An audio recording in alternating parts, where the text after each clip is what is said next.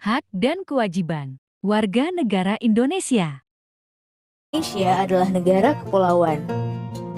Secara geografis, Indonesia terletak di antara benua Australia dan Asia, serta di antara Samudra Hindia dan Samudra Pasifik. Sementara secara astronomis, Indonesia berada di 6 derajat lintang utara sampai 11 derajat lintang selatan, dan 96 derajat bujur timur sampai 141 derajat bujur timur. Indonesia punya 2 musim, yaitu musim kemarau dan musim hujan. Negara kita ini disebut sebagai negara kepulauan karena terdiri dari banyak pulau. 5 pulau terbesar di Indonesia adalah Sumatera, Jawa, Kalimantan, Sulawesi, dan Papua. Indonesia dibagi menjadi beberapa provinsi dari Sabang sampai Merauke.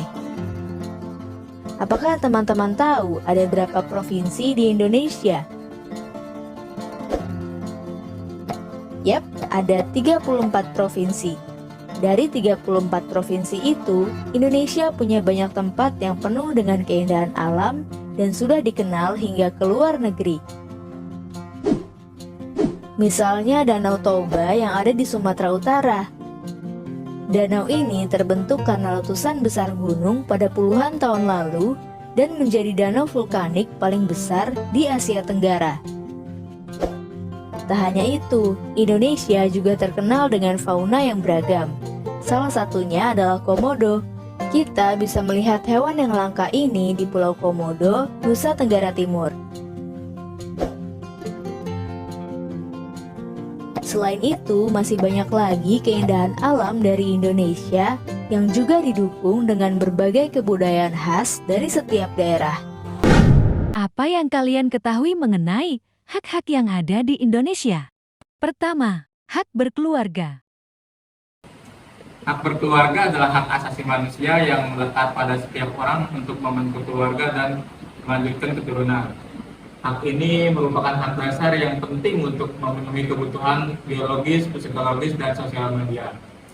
Hak berkeluarga dijamin oleh Konstitusi Indonesia, yaitu pada Undang-Undang Dasar Republik Indonesia tahun 1945 pasal 28B ayat 1 yang berbunyi setiap orang berhak membentuk keluarga dan melanjutkan keturunan melalui perkawinan yang sah.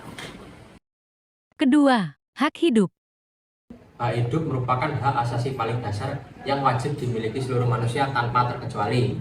Sifat hak ini melekat dalam diri setiap individu dan tidak bisa ditawar, direbut, bahkan dihilangkan dari seseorang. Nah, apa saja sih contoh hak hidup yang dimiliki oleh setiap manusia?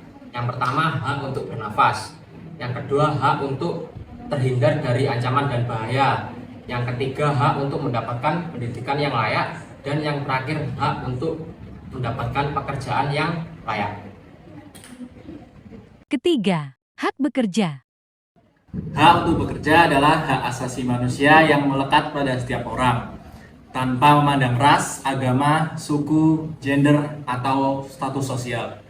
Hak ini merupakan hak dasar yang penting untuk memenuhi kebutuhan hidup dan untuk mengembangkan diri.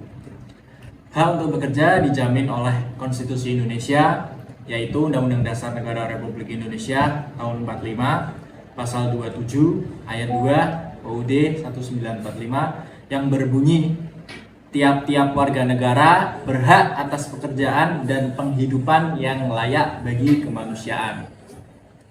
Keempat, hak untuk mengeluarkan pendapat. Hak untuk mengeluarkan pendapat juga dikenal sebagai kebebasan berpendapat dan berekspresi.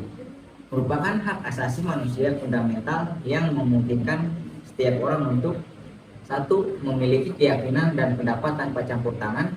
2. Mencari, menerima, dan menyampaikan informasi dan gagasan apapun dengan cara apapun juga.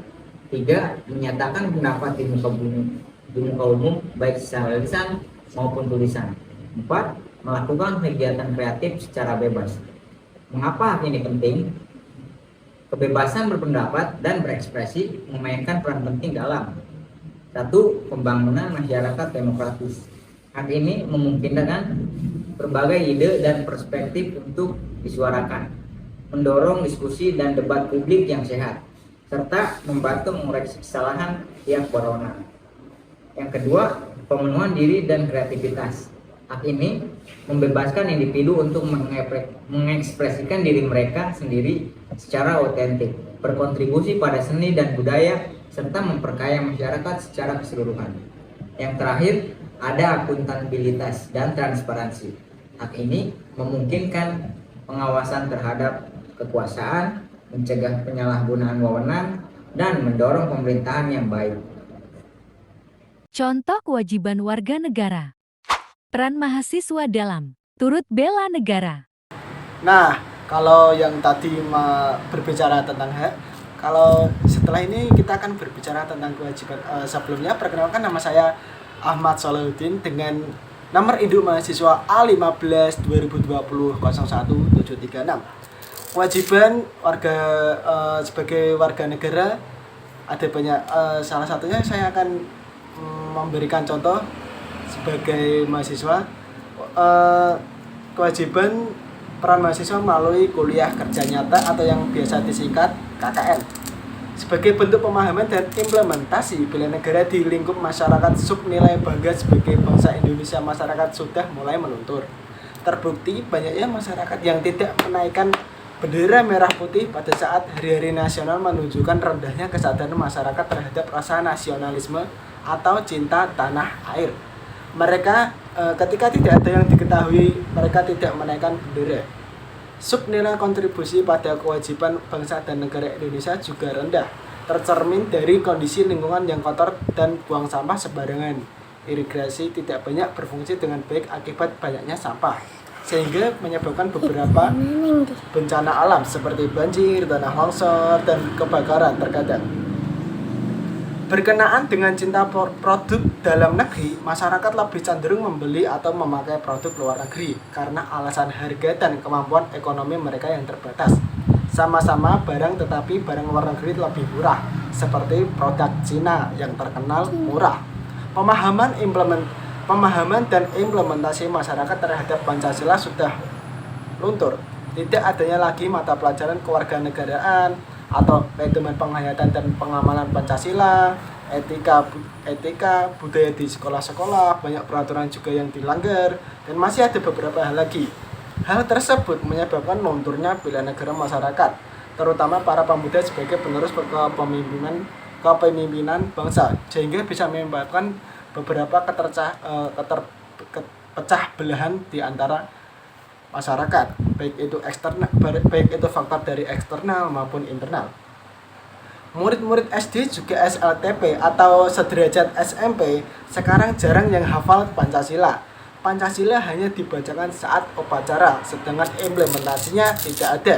Seperti murid-murid sekarang tidak ada lagi etika dan sopan santun, baik itu di lingkungan sekolah, masyarakat, maupun kesehariannya masing-masing. Tingkat pendidikan masyarakat yang rendah dapat dijadikan pemahaman dan implementasi bela negara masyarakat. Indikasi rendahnya kecerdasan intelektual, spiritual, emosional, dan kecerdasan dalam bertahan hidup atau kecerdasan dalam mengatasi kesulitan. Hal tersebut tercermin dari karakter mereka yang tidak mau ribet-ribet, susah diajak berkembang, dan kadang sedikit inovasi. Lalu, bagaimana peran mahasiswa sebagai agen of change yang diharapkan mampu mengimplementasikan bela negara di lingkungan masyarakat? Menjadi seorang mahasiswa sebagai generasi muda dan juga harapan cahaya bagi suatu negara, contohnya di Indonesia, berperan bisa menjadi kontrol sosial masyarakat yang dituntut untuk menjadi seorang yang berkualitas dan suri tauladan yang nyata bagi masyarakat. Mahasiswa dapat berkontribusi dalam berbagai bidang, sehingga kewajiban dari seorang mahasiswa kepada negara itu sebenarnya sangat banyak, dan salah satunya itu tadi. Masih banyak sekali yang dapat kita lakukan untuk wujud bela negara, dimulai dari hal kecil yang apabila dilakukan oleh semua warga negara tentunya akan berdampak besar bagi bangsa kita. Indonesia dengan keragaman dan kekayaannya tentunya harus kita jaga. Sekali lagi kami katakan, jika bukan kita, siapa lagi yang akan membela negara kita tercinta? Ayo kita bersatu untuk Indonesia yang lebih maju.